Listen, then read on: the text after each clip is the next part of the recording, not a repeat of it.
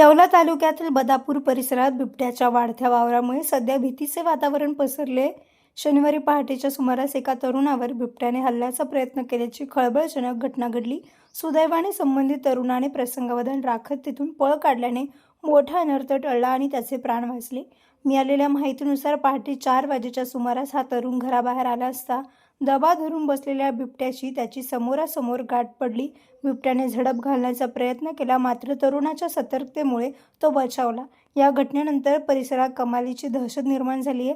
दरम्यान याच भागात बिबट्याने एका कुत्र्याची शिकार केल्याचेही समोर आले असून त्याचे अवशेष घटनास्थळी आढळलेत। घटनेची माहिती मिळताच वनरक्षक पंकज नागपुरे यांनी तात्काळ भेट देऊन पाहणी केली।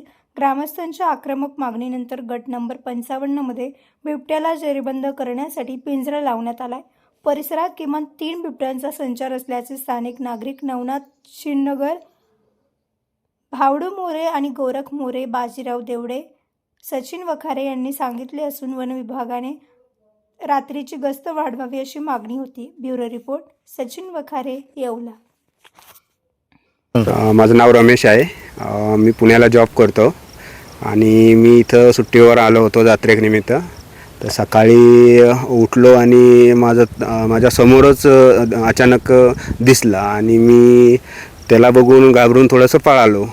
तर मी पळता पडलो आणि थोडंसं इजा पण झाली मला असं।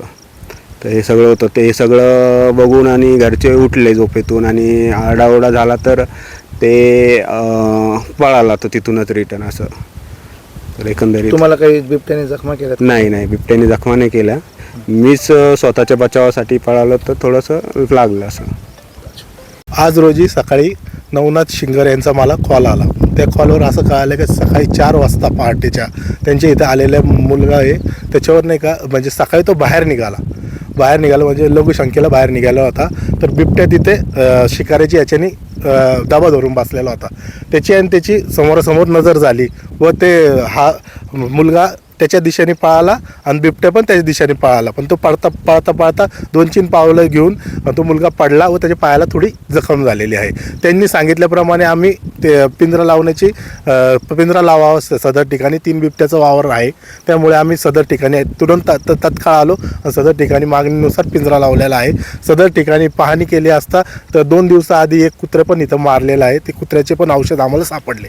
त्यानुसार आम्ही त्या जागेची पाहणी करून त्या जागेवर आम्ही पिंजरा लावलेला आहे। आता तिथे एखादं बक्ष ठेवून 2-4 दिवस आम्ही हा कार्यक्रम करणार आहेत आणि त्या कार्यक्रमामध्ये आम्ही बिबट्या टॅप करण्याचा प्रयत्न करणार आहे सांगून त्यांना जनजागृती केलेली आहे।